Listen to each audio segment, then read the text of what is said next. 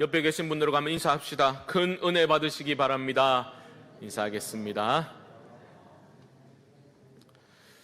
본문을 바탕으로 의인은 믿음으로 살리라 라는 제목으로 하나님 말씀 증거하겠습니다. 성도의 삶은 눈을 떠가는 여정이다 라고 말할 수 있습니다.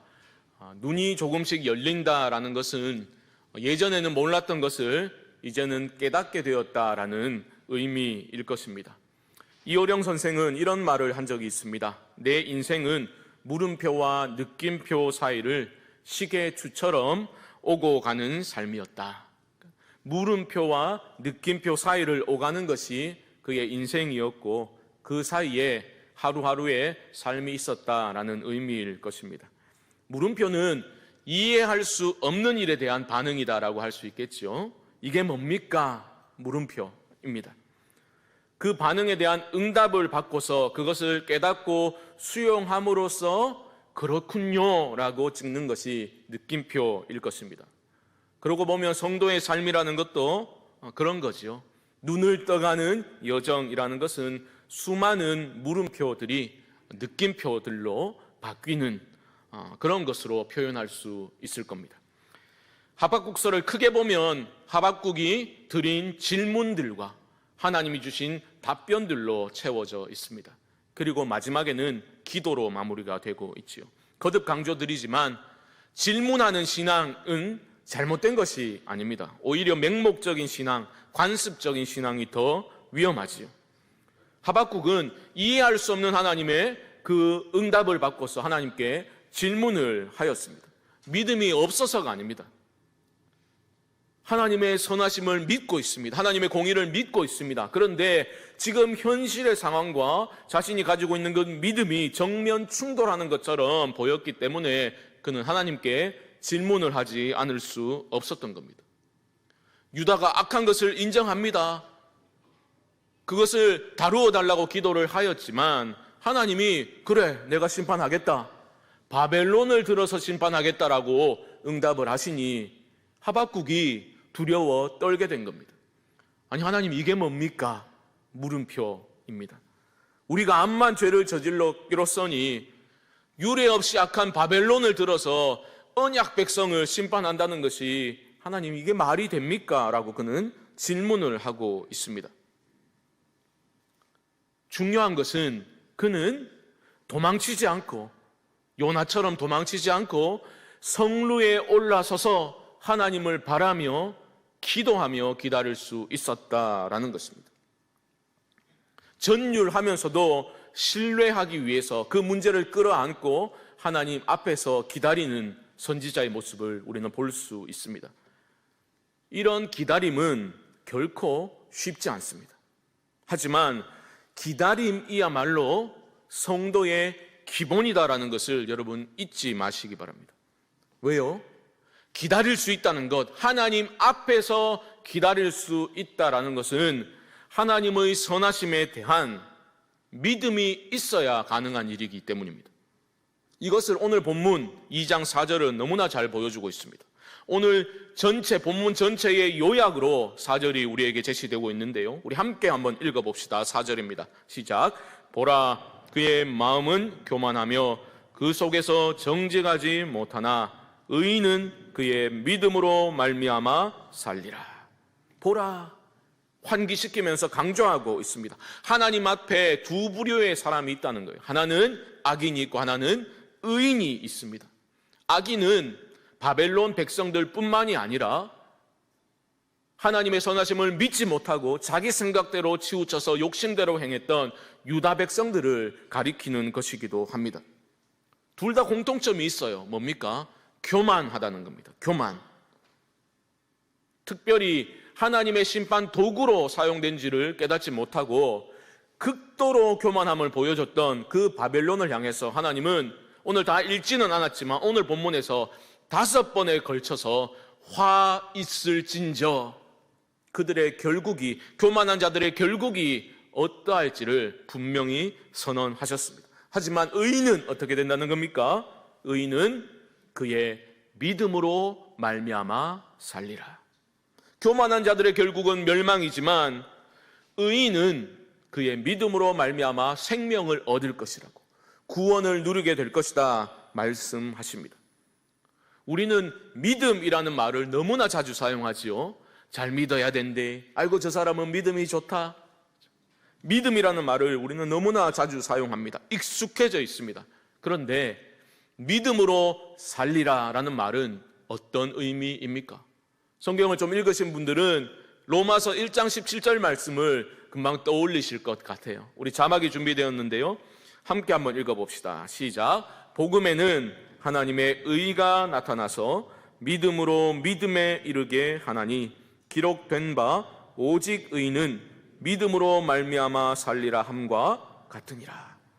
지금 바울은 로마 성도들에게 편지를 보내면서 하나님의 능력이 되는 복음을 설명하고 있습니다.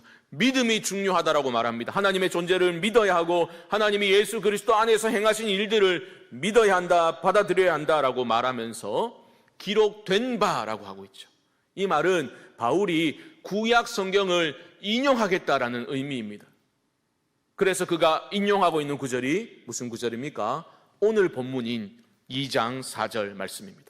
의인은 그의 믿음으로 말미암아 살리라. 그러니까 바울은 지금 어떻게 불신자들이, 그렇죠? 언약 밖에 있던 사람들이, 흑암의 백성들이 예수 그리스도를 어떻게 믿고 믿음으로써 하나님의 백성 될 수 있는지를 설명하고 있는 거죠.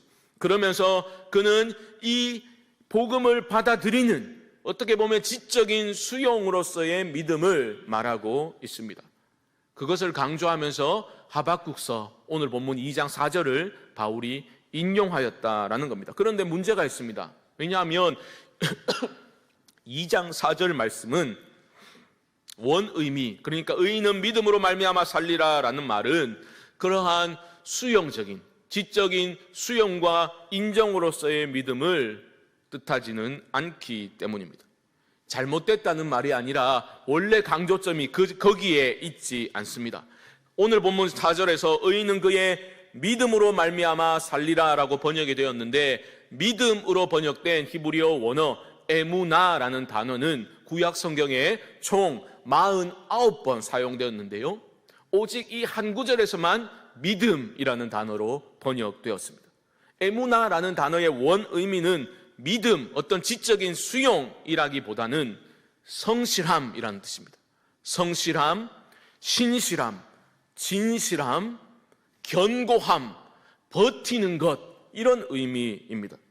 그 어떤 지적인 동의라기보다는 신앙 고백적 차원, 예수님을 믿습니다, 그 믿음이라기보다는 믿음의 실천적인 측면, 성실함, 버티는 것, 견고함, 그런 의미가 강합니다. 그래서 오늘 본문 4절 말씀 영어 번역을 보게 되면 믿음으로 살리라에서 믿음을 faith라고 번역을 해놓고 각주를 달아둔 성경이 있습니다. 각주를 따라가 보면 혹은 faithfulness, 성실함으로 번역할 수도 있다라고 각주를 달아둔 성경이 있습니다. 제가 왜 이런 말씀을 장황하게 드리냐면 중요하기 때문입니다. 의인은 그의 에무나로 말미암아 살리라라는 이 의미를 우리가 제대로 알아야 선하신 하나님을 신뢰하는 믿음이 어떤 믿음인지를 분명히 알 수 있기 때문입니다. 재밌는 것은 이 에무나라는 단어가 49번 사용됐다 했잖아요. 제일 먼저 나오는 책이 무슨 책인지 아십니까? 성경책 익하면 안 되고 출애굽기입니다. 출애굽기 17장 12절 말씀으로 한번 가보시죠. 함께 한번 읽어봅시다. 시작. 모세의 팔이 피곤함에 그들이 돌을 가져다가 모세 아래에 놓아 그가 그 위에 앉게 하고 아론과 훌이 한 사람은 이쪽에서 한 사람은 저쪽에서 모세의 손을 붙들어 올렸더니 그 손이 해가 지도록 내려오지 아니한지라. 제가 여러 차례 말씀드린 구절입니다. 익숙하시죠? 어떤 장면입니까? 출애굽한 이스라엘 백성들을 아말렉이 공격하였죠. 그래서 아말렉과의 전투, 그 유명한 여호와 니시 사건이 일어난 장면입니다. 그런데 이 구절에서 모세의 손이 내려오니까 이스라엘 백성들이 전쟁에서 밀렸잖아요. 그래서 아론과 훌이 그 손을 받쳐 들어 올리는 그런 장면 아닙니까? 마지막 부분에 그 손이 해가 지도록 내려오지 아니한지라. 손이 내려오지 않다라고 번역되는데 바로 이 단어가 에무나라는 단어, 그 단어가 사용된 겁니다. 무슨 뜻입니까? 믿다라는 단어로 이해하면 안 되겠죠. 버티다라는 뜻입니다. 손을 내리지 않고 이 버티는 것이 바로 그 에무나라는 단어의 의미입니다. 그러므로 오늘 본문 4절 핵심 구절인 의인은 그의 믿음으로 말미암아 살리라에서 믿음, 그 에무나는 버티는 것인데, 그럼 의인이 누구인지를 우리가 확인해야 되겠죠. 의인은 어떤 사람입니까? 창세기 15장 6절 말씀으로 가보겠습니다. 함께 읽겠습니다. 시작. 아브라함이 여호와를 믿으니 여호와께서 이를 그의 의로 여기시고. 믿으니까 그를 의를 여겼다라고 말씀하고 있습니다. 무엇을 믿었습니까? 하나님이 계신 것을 물론 믿었겠죠. 하지만 여기서 구체적인 그 뜻은 무엇이냐면 하나님의 약속의 말씀을 아브라함이 믿었다는 겁니다. 하나님이 그것을 의로 여기셨다라는 의미입니다. 무슨 약속을 믿었다라는 말입니까? 하나님이 아브라함에게 처음 부르실 때에 내가 너에게 복을 주고 민족을 이루게 하겠다 말씀하셨습니다. 큰 민족을 이루게 하겠다 말씀하셨어요. 그 약속을 받은 때가 아브라함이 75세 때입니다. 그리고 근 10년 가까운 세월이 흘렀는데도 큰 민족을 이루기는커녕 대를 이을 자식 한 명 없는 겁니다. 그래서 아브라함이 하나님께 푸념하듯이 그렇게 말씀을 드렸죠. 큰 민족은커녕 자식 한 명 없는데 지금 저의 상속자는 저의 종 다메섹 사람 엘리에셀이 상속자가 될 판입니다. 그렇게 말씀을 드린 거예요. 그러자 하나님이 아니다, 그를 데리고 나가셔서 하늘의 무별을 보라, 내 자손이 이와 같으리라. 약속을 다시 하셨어요. 아브라함이 이 약속을 믿음에 하나님이 그를 의로 여기셨다 말씀하십니다. 정리해 볼까요? 의인은 누구입니까? 이해할 수 없는 그 상황 속에서 하나님의 약속을 붙들고 믿는 사람입니다. 그러므로 오늘 2장 4절의 말씀은 어떤 의미입니까? 이해할 수 없는 상황 속에서도 하나님의 선하심을 신뢰하면서 하나님이 주신 그 약속을 굳게 붙들고 버티는 사람이 의인이고, 그 버팀을 통해서 하나님의 생명과 구원을 누리게 된다라는 의미입니다. 너무나 중요하죠. 그냥 지적으로 믿는다, 수용한다 이 정도가 아니라 선하심에 대한 믿음을 가지고 하나님의 약속을 굳게 붙들고 납득할 수 없는 상황 속에서도 버티는 믿음을 말하고 있습니다. 교회 공동체도 마찬가지입니다. 공동체가 하나님의 선하심을 신뢰하고 교회 공동체를 향한 하나님의 뜻과 계획과 약속의 말씀을 붙들고 인내함으로 버티는 에무나의 태도를 회복할 때에 공동체가 살게 되는 거예요. 공동체가 생명을 누리게 되는 겁니다. 흥미롭게도 이 에무나라는 단어는 성전의 직무들을 설명하는 그러한 부분에도 사용이 되었다라는 겁니다. 예를 들어 볼까요? 역대상 9장 22절 한번 보여주시죠. 우리 함께 한번 읽어봅시다. 시작.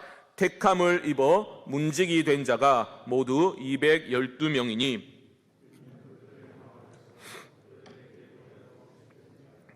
다윗과 선견자 사무엘이 전에 세워서 이 직분을 맡긴 자라. 성전 문지기 직분을 말하면서 마지막 부분에 이 직분을 맡긴 자라, 맡다라는 단어가 바로 에무나입니다. 그 자리를 지키고 버티는 것을 말하고 있는 거예요. 문은 잘 지켜야 안 되겠나? 그게 아니에요. 그것뿐만이 아닙니다. 역대상 9장 31절 말씀 보여주십시오. 함께 읽습니다. 시작. 고라 자손 살룸의 맏아들 맏디다라 하는 레위 사람은 전병을 굽는 일을 맡았으며, 떡 굽는 거, 이 일을 할 때도 맡았다라고 할 때 에무나라는 단어를 사용하였습니다. 무슨 말입니까?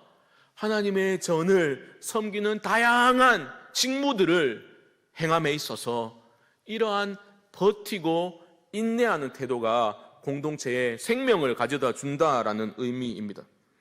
저는 연말이고 해서 항상 일꾼이 모자라니까 열심히 섬기십시오. 그렇게 말씀드리려는 게 아닙니다. 맹목적으로 열심히 하는 것 또한 위험할 수 있겠죠. 하지만 나의 편의가 중심이 되어서 봉사를 꺼리는 것도 위험합니다. 그렇지 않습니까? 에무나의 정신, 태도의 회복이 필요한 거예요. 나의 편의가 나의 꿈과 나의 취미와 나의 다양한 인생 계획들과 내 삶의 어떤 소소한 즐거움들이 우선되는 게 아니라 성도라면 하나님의 뜻과 특별히 교회 공동체를 향한 하나님의 마음과 꿈을 제대로 알고 그것을 위해서 우선적으로 행할 수 있어야 합니다. 여러분 꼭 기억하십시오. 아무리 작은 일이라도 하나님이 주신 직분이요 직무임을 기억하면서 성실히 버티는 그러한 태도가 우리에게 있을 때에 주님의 몸된 교회에 생명이 임하는 거예요. 생명과 복과 기쁨을 누릴 수 있게 되는 겁니다. 아시는 분은 아시다시피 우리 관리집사님 공석된 지가 근 5달이 가까워 갑니다. 이제 내년에 오실 거예요. 첫날부터. 그럼 매주 토요일마다 오전에 우리 성도님들이 2개조로 나누어서 그렇게 청소를 하십니다. 이래 오래 할 줄 몰랐다 하면서 막 탄식하는 분이 계실지 모르겠으나 제가 볼 때는 즐겁게 하시는 것 같아요. 그분들이 성실함으로 그 자리를 지켜주기 때문에 우리가 이렇게 쾌적한 환경에서 예배를 드릴 수 있는 거예요. 그렇지 않습니까? 요즘은 교회 식사를 못하지만 식당 일이 얼마나 힘듭니까? 하지만 주님의 그 섬김의 마음을 본받아서 공동체를 사랑하는 마음으로 누군가가 일찍 와서 식사를 준비하기 때문에 힘들지만 섬겨주고 그 자리를 지키기 때문에 교회 공동체가 식사하면서 교제의 기쁨, 성도의 교제를 기쁨으로 나눌 수 있는 것 아닙니까? 저도 토요일 청소하실 때마다 괜히 올라와서 얼쩡얼쩡합니다. 제가 저 이 위를 제가 제일 많이 삐대고 다니니까 이 위는 제가 청소하려고 애를 써요. 제가 오지랖이 넓어가지고 옆방에 재정부실 아닙니까? 거기도 가서 밀대로 다 닦아드립니다. 기도하면서 닦아요. 재정 보는 일이 중요한데 우리 재정부원들이 기쁨으로 중요한 일을 감당할 수 있게 해달라고 기도하는 마음으로 청소를 하곤 합니다. 목사는 목사의 자리를 지키면 되는 거예요. 힘든 일입니다. 하지만 지킬 때 공동체의 생명이 임합니다. 직분자들이 그 자리를 지키고 버텨야 합니다. 우리 순장님들이 순원들을 품고 버텨야 돼요. 다음 세대 교사들이 버텨야 합니다. 권찰들이 구역 식구들을 사랑하는 마음으로 위하여 기도하고 보살피는 일, 힘든 일이지만 버팀이 필요합니다. 찬양으로, 방송팀으로 섬기는 일에도 그러한 인내와 버팀이 요구됩니다. 저는 무조건 계속하라 이런 말씀 드리는 게 아니에요. 하지만 공동체를 위해서 무엇인가 기도하는 일이라도 여러분 그 일을 버티며 인내하며 동참할 때에 공동체에 큰 생명이 임하게 되는 것입니다. 억지로 버티기만 하는 것이 아니라 저는 바라고 소망하는 바는 우리 성도님들이 한 가지 일이라도 기쁨으로 버티고 인내하고 자리를 지키는 그러한 헌신을 통해서 우리 공동체가 더 큰 생명을 누릴 수 있기를 주님의 이름으로 축복합니다. 성도는 현실의 상황이 아무리 고통스럽고 이해할 수 없다 할지라도 하나님의 선하심을 신뢰하는 믿음을 가지고 약속 위에 굳게 서서 버티는 사람들입니다. 하나님 내 기도를 안 들으시는갑다. 하나님 약속이 덜이 성취되는 것처럼 보인다 할지라도 혹은 내가 기대한 응답과는 전혀 다른 하나님의 응답이 주어진다 하더라도 포기하고 주저앉거나 뒤로 물러서시면 안 됩니다. 버티셔야 돼요. 하나님을 바라보며 버티는 믿음을 회복하셔야 됩니다. 히브리서 10장 38절 말씀, 중요한 말씀인데요. 우리 한번 함께 읽어봅시다. 시작. 나의 의인은 믿음으로 말미암아 살리라. 또한 뒤로 물러가면 내 마음이 그를 기뻐하지 아니하리라 하셨느니라. 여러분, 뒤로 물러서시면 안 돼요. 성루에 올라서서 하나님을 바라보고 신뢰함으로 그 앞에 기도하며 버티셔야 됩니다. 그 전율의 시간을 통과하면서 하나님이 여러분들을 각자를 빚어가시는 거예요. 그리스도를 닮은 사람으로 빚어가시는 거예요. 헛된 소망을 제하고 참 소망을 어디에 두고 살아가야 되는지를 하나님이 깨닫게 하시는 겁니다. 어떤 방향으로 살아가야 되는지를 가르쳐 주시는 겁니다. 버티는 믿음이 필요합니다. 아이고, 나는 원래 멘탈이 약하다. 나는 원래 끈기가 없다. 뭐 하나 끝까지 하지를 못한다. 그렇지 않아요. 이 버티는 믿음은 나의 결단과 나의 끈기와 능력으로 이루어지는 일이 아닙니다. 그러면 오해하시면 안 돼요. 이 버티는 믿음이라는 것은 하나님이 우리를 붙들어 주시기 때문에 가능한 줄로 믿습니다. 이해할 수 없는 그런 상황 속에서도 우리가 두려워 떨며 전율하면서도 하나님을 신뢰하고자 하는 그 믿음을 가지게 될 때 성령이 내 안에서 역사하십니다. 성령의 역사하심으로 우리는 버티게 되는 거예요. 내 멘탈이 강해서 끈기가 강해서 버티는 게 아니라는 의미입니다. 여러분 기억하십시오. 내가 손을 놓더라도 여러분 각자를 붙들고 계시는 주님은 결코 여러분들을 놓지 않으십니다. 더 놀라운 것은 뭡니까? 그런 감당할 수 없는 고난의 상황 속에서도 버티기만 하는 것이 아니라 말도 안 되는 일이 성령의 역사하심 가운데 일어나게 되는 거죠. 우리는 그러한 감당할 수 없는 고난 중에도 하나님을 기쁘시게 해야지라는 알 수 없는 열망이 우리 안에서 일어나는 것을 경험할 때가 있지 않습니까? 그저 이 고난이 지나가라 그렇게 기도하였지만 그 가운데, 그 몸부림 가운데 하나님의 뜻이 무엇입니까? 그 뜻이 이루어지게 해주십시오. 내가 바라고 기대하는 하나님 아니라 성경이 말씀하는 하나님, 있는 그대로의 하나님을 내가 만나는 것이야말로 최고로 복된 것이로구나 우리는 깨닫게 되는 것입니다. 이게 인간 이성으로는 설명 불가한 부분입니다. 어떤 성도님을 보면 쓰러지고 포기하고 원망하고 떠나가야 마땅할 것 같은데 그런 극심한 고난 중에서도 어떻게 합니까?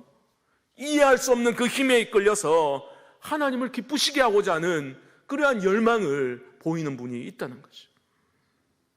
내 뜻이 이루어지지 않고 전혀 다른 감당할 수 없는 응답이 주어졌지만 하나님의 그 선하심을 인정하고 믿고 하나님의 더 큰 구원의 이야기가 반드시 성취될 것이라는 믿음을 갖고 버티는 일들이 인간의 능력으로는 걸어갈 수 없는 길을 걷는 사람들이 있다라는 것입니다. 내 능력으로 가능합니까? 아닙니다. 우리 주님이 성령으로 우리 안에서 함께 그 고통 가운데 아파하시면서 우리를 붙들고 이끌어 가시기 때문에 가능한 일입니다. 생각해 보십시오.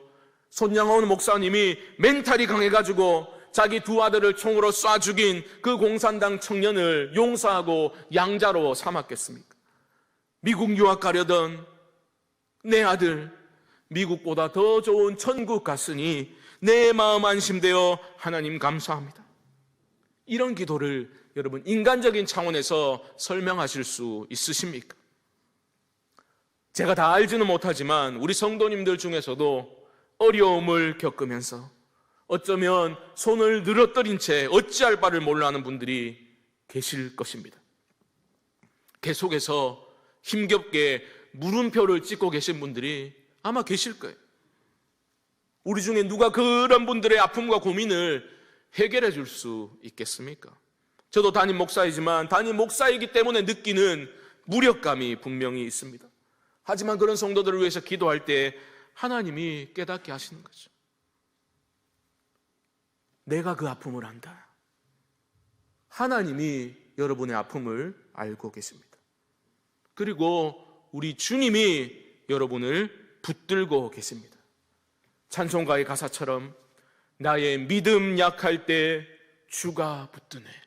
주님이 붙들고 계신다고. 나의 사랑이 식을 때 주가 붙드네. 주님이 붙들고 계십니다. 나의 영혼 약할 때 주가 붙드네. 피를 흘려 샀으니 주가 붙드네. 이해할 수 없는 고난 중에도 여러분들을 향한 하나님의 사랑은 이미 십자가 위에서 확증되었음을 잊지 마시기 바랍니다. 피를 주고 샀으니 주가 붙드네. 그 주님이 여러분들 각자를 붙들고 계시고 여러분 각자의 심령에 이 시간 말씀하시는 거죠. 너를 향한 나의 선한 계획이 있음을 신뢰하며 약속을 붙들고 굳게 서라, 버티라 말씀하십니다. 이런 주님의 음성이 그 어떤 세상의 소리보다, 내 안에서 일어나는 그런 자기 파괴적인 그런 음성보다 그 주님의 음성이 여러분 모두에게 크게 들려서 하나님을 신뢰하는 믿음을 회복하시고 하나님을 향해 서시는 모든 성도님들 되시기를, 그리하여 지금의 그 물음표들이 느낌표로 바뀌게 되는 은혜가 여러분 삶에 임할 수 있게 되기를 주님의 이름으로 간절히 축원드립니다.